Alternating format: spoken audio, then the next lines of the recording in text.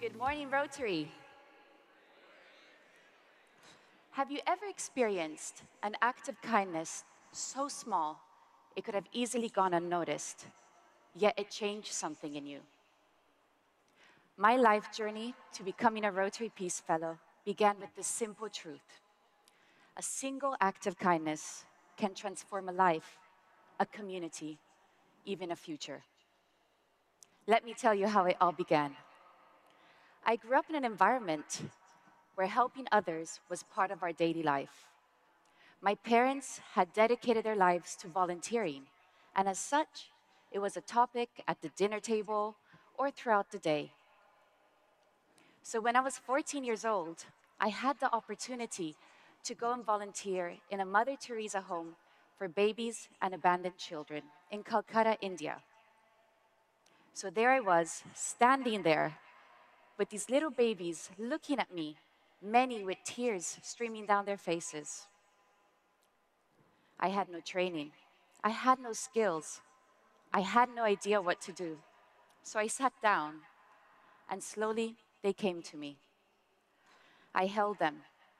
I rocked them to sleep. I made sure they had something to eat. And slowly, the crying stopped. Some even began to start smiling. That moment taught me something profound. You don't need to be extraordinary to make a difference. You just need to show up with what you have and the will to do it.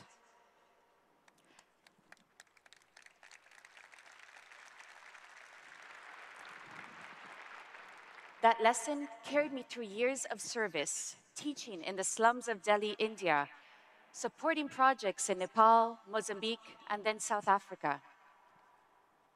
Often, I doubted myself. Was I really making a difference? But it was in those moments that I thought back to those little faces, gradually breaking out into smiles, and that kept me going. A few years later, I co founded an organization, a nonprofit organization in South Africa, providing basic IT training to unemployed youth and high school students. Our first class of 29 students consisted of young single mothers who had dropped out of high school. I'm thrilled to say that at the end of the program, most had mastered the skill and found jobs. Jobs that meant they could put food on the table, keep their siblings in school, and had money to buy essential items like medicine. What started as a small initiative eventually grew across South Africa and into neighboring countries like Zambia, Mozambique, Tanzania. It was really amazing to watch. But after nearly a decade of doing this work, a question started to form in my mind. How could I increase my reach from an individual impact to systemic impact? How could I help build peace, opportunity, dignity, not just for one person at a time, but on a larger scale? I had a dream, but I needed the tools and the support to make it happen. That's when I heard about the Rotary Peace Fellowship. When I first heard about the fellowship, the deadline for applications was only a few weeks away, and I was in a rural village in South Africa setting up a computer lab in a school. Did I mention that there was hardly any phone signal? So I found myself running from the school to the highest point in the village, waving my phone, desperately trying to get phone signal to call local Rotary clubs to understand the process for the application. At first, it felt hopeless. It was too late. But then something amazing happened, something that reflects the very heart of Rotary. A Rotary member named Faith Bam picked up the phone, and through a crackling line, she listened to my story and agreed to help me. Over the next couple of weeks, she supported and guided me through the many steps of the application process. Most importantly, she believed in me. It is thanks to her support and the generosity of the Rotary Foundation that I was awarded the Rotary Peace Fellowship to study international development policy at Duke University in the United States.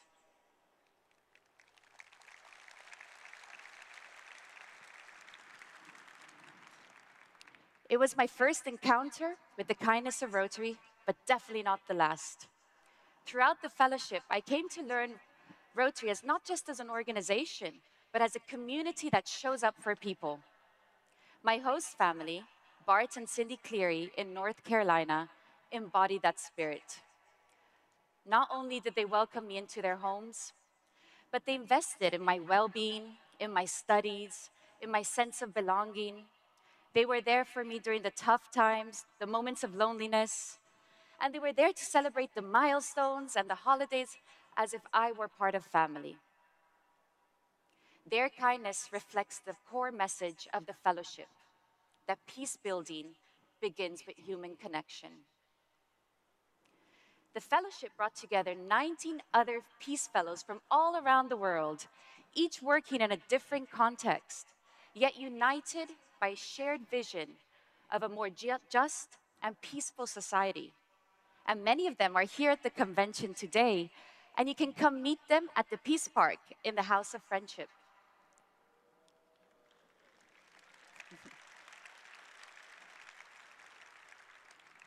For many of us, the fellowship was a rare chance to pause and to reflect.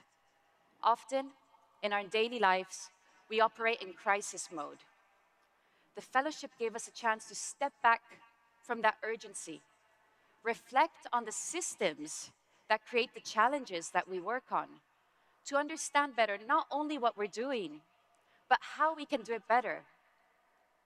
In addition to that, we were surrounded by skilled faculty, amazing leaders, peace leaders like Susan Carroll, our peace director, and of course, Rotary members who believed in us. The lessons from the fellowship became immediately relevant when I moved to South Sudan, the youngest country in the world. With the land the size of France, more or less, this vast territory consists of land that is prime for agriculture, yet remains largely uncultivated. In fact, if there were lasting peace, South Sudan could not only feed its entire country, but many of the neighboring countries in East Africa. However, South Sudan is facing severe humanitarian crisis, driven by years of conflict, hunger, climate shocks, and economic collapse. I joined the Logistics Cluster, a United Nations coordination mechanism led by the World Food Programme. And I quickly discovered that without logistics, there can be no humanitarian response. If essential items like food, water, medicine cannot be transported to the places in need, they cannot save lives. Our role at the Logistics Cluster was to enable all other organizations responding to a given emergency to enable them to deliver relief items in a timely and effective manner. For example, if floods came by and washed roads away and isolated entire communities, we worked to find solutions, be it by helicopter, by truck, by 4x4, by canoes, even by donkeys. We worked to make it possible. And because of that, life-saving assistance reached people in need in a timely and effective manner. The work that we were doing was not the result of one person or one organization.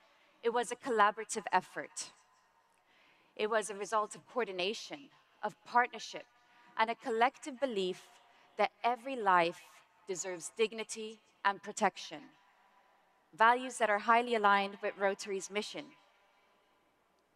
Today, I continue this work at a global level, building partnerships between donors, private sector companies, and humanitarian actors to mobilize what is most needed, where it's most needed.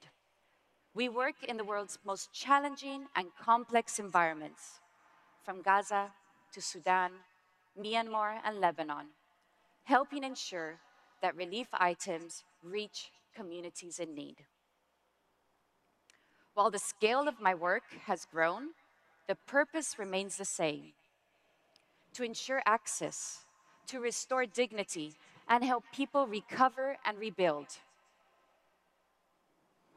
Through the Rotary Peace Fellowship and through my work at the World Food Programme, I've come to understand that peace is built long before a formal treaty is signed. Peace is built through the systems that allow people to live with dignity. When a crisis strikes, peace becomes fragile.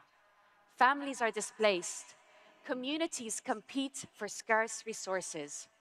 Trust erodes. In these moments, ensuring timely and impartial access to essential relief items like food, water, medicines is not only a humanitarian act, it is peace building. By restoring access to basic services, by coordinating all the actors so that aid is delivered in a fair and transparent manner, and by reaching people who otherwise would have been cut off, we help to reduce the tensions, rebuild that trust, and help communities regain stability. And that, in my opinion, is positive peace in action.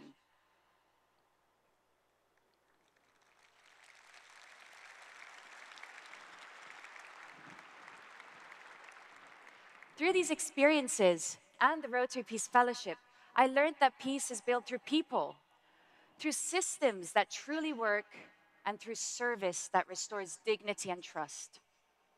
That is why Rotary's continued investment in peace builders, in strong institutions, and in service matters so deeply.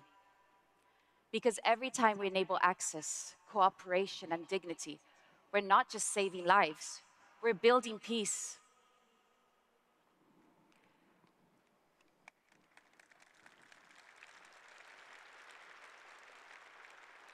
My journey began with a simple truth. A single act of kindness can change a part of the world. I have met Rotary members who are fighting disease, alleviating poverty, supporting education, and strengthening communities. From South Africa to North Carolina, from missions to bringing light in schools in rural Nicaragua, to countless quiet acts of service that hardly make the headlines but change lives every day. Rotary's commitment to service above self is extraordinary. So if I can leave you with one thing today, it is this. Keep showing up. Keep offering those acts of kindness that ripple outwards in ways you can never see. To us, it may mean as simple as offering a warm meal, a helping hand, a few hours of our time. To others, it can mean hope. It can mean dignity. It can even mean the beginning of peace. Thank you.